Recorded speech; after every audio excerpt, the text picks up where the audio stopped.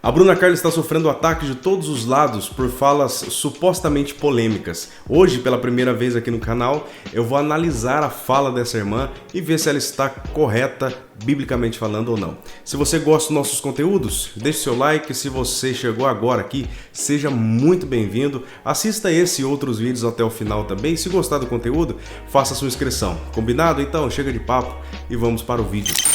Teve um amigo que me perguntou: Bruna, quando eu me casar, você vai no meu casamento? E eu disse assim: quando você se casar com uma mulher linda, cheia do poder de Deus, eu vou sim. E ele falou assim: você sabe que não é isso que eu tô falando? Eu falei: pois é, o dia que eu aceitar cantar no seu casamento com outro homem, eu posso parar de cantar sobre a Bíblia e sobre Jesus. Amigo, respeitar a sua decisão não é eu concordar com ela. E ele ficou me ouvindo. Falei assim: eu prego a palavra, eu não tô dizendo algo da Bruna, é algo de Deus.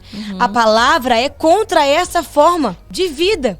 A palavra diz que não tá certo, que não foi para isso que Deus criou o homem e a mulher. Foi para o homem se unir com a mulher. Aqui a Bruna está falando sobre o padrão de relacionamento criado por Deus. Embora a Bíblia não fale muito sobre esse assunto, ela fala o suficiente para nos fazer entender que as práticas homossexuais são abomináveis diante de Deus.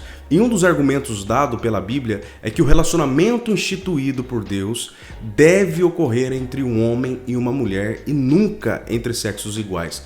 Quando este padrão é quebrado e há um relacionamento de homem com homem ou mulher com mulher, é quebrado também o propósito criacional do relacionamento. Então, antes de mais nada, nós precisamos entender que o Senhor, o Criador de todas as coisas, criou o relacionamento para que ele ocorra entre sexos opostos. Rejeitar isso é rejeitar a Bíblia como palavra de Deus. Então, um cristão, tentado ou não nessa área, deve acatar o que Deus diz em sua palavra a esse respeito. Em Gênesis capítulo 2, nós encontramos esse modelo de relacionamento criado por Deus. Leia comigo esse texto. Esta é agora ossos dos meus ossos e carne da minha carne.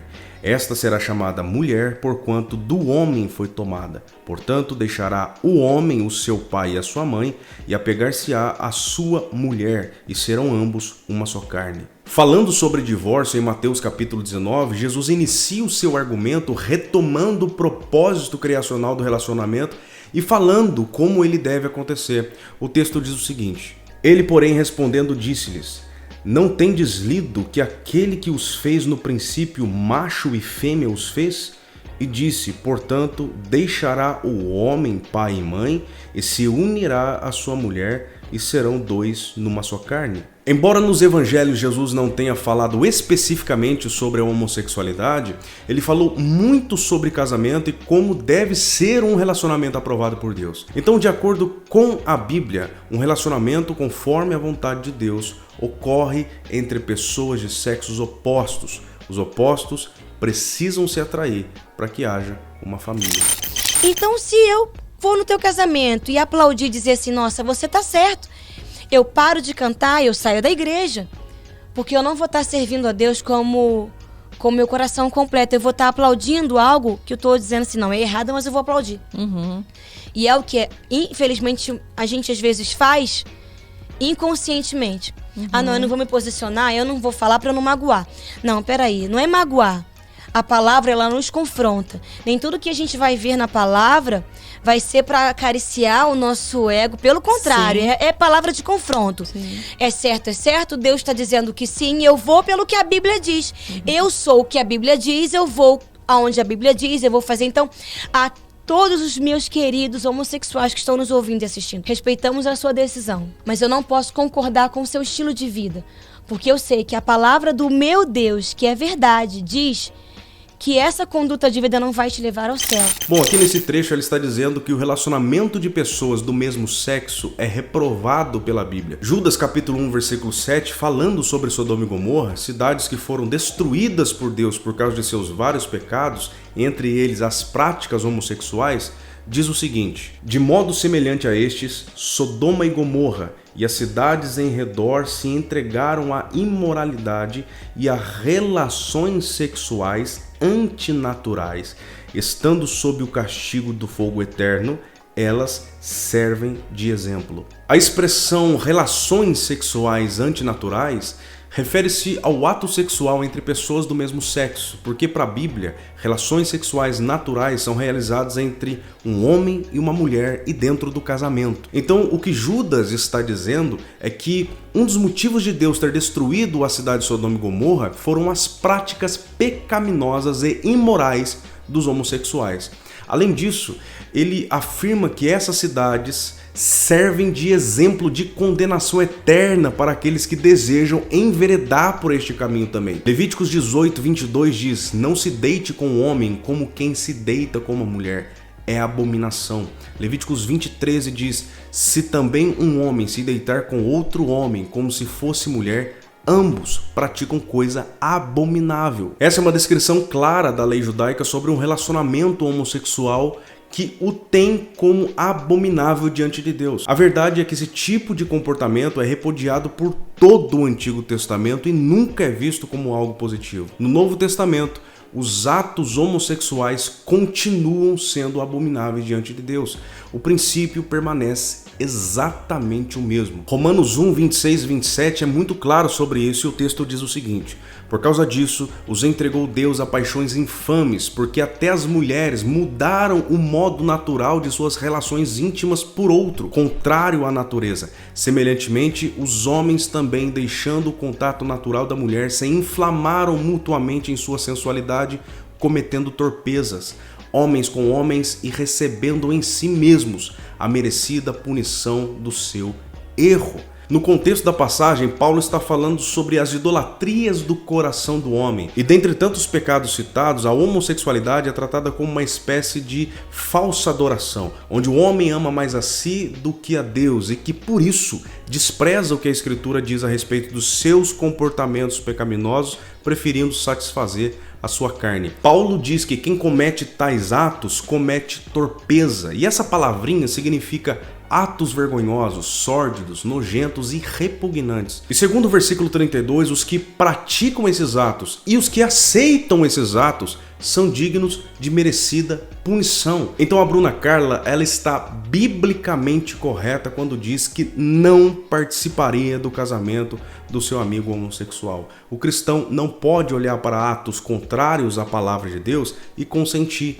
Não é pecado ter um amigo homossexual. Pecado é você aceitar as práticas homossexuais que ele tem. Pouco se fala hoje sobre o inferno, sabe? As pessoas têm tentado, para viver um evangelho mais agradável, eu não falo do inferno. Abrindo concessões, né? Não deixa de... Não, vamos trazer para perto, vamos amar. E amar também se quiser continuar vivendo assim. E quando a verdade não é essa, a verdade é, existe o caminho, a verdade e a vida, que é Jesus, que nos leva ao céu. Ele é o único caminho que nos leva ao céu. Qualquer outro caminho, o final dele é o inferno. Então a gente tem que parar de dizer para as pessoas que não, continuem vivendo essa vida. Continuem vivendo desse modo que Deus vai te amar. Ele ama, mas o final dessa vida não vai te levar para o céu, vai te levar para o inferno, porque a palavra diz isso. De forma bem resumida, a Bruna está dizendo que o pecado condena o homem ao inferno. E como as práticas homossexuais são abominações diante de Deus, elas também condenam o homem. Em 1 Coríntios capítulo 6, Paulo cita uma lista de pessoas que não herdarão o reino de Deus e que, consequentemente, receberão a condenação eterna.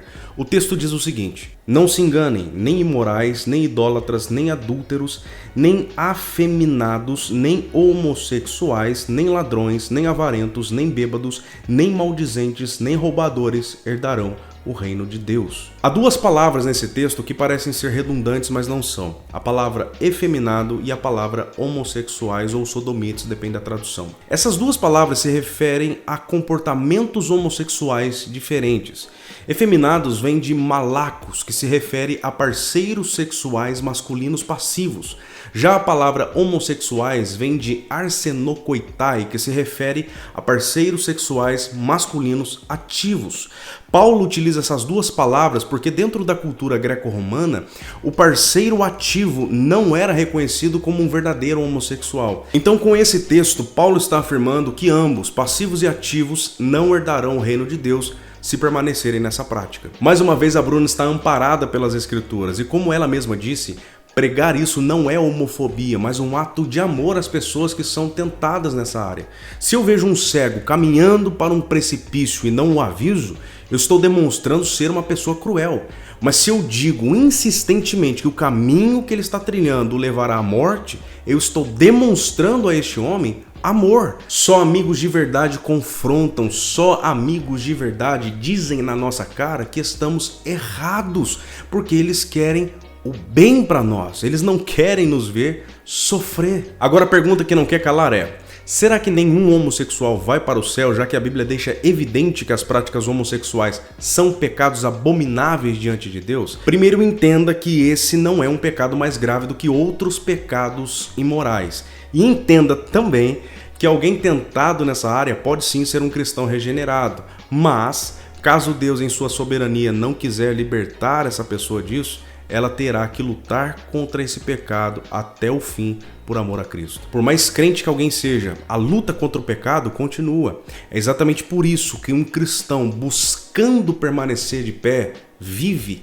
em santificação. Mas alguém pode dizer que é fraco demais para não ceder às tentações. Se você é um crente salvo, entenda isso. O Senhor capacita os regenerados a vencer toda e qualquer tentação. Você pode sim vencer esse pecado.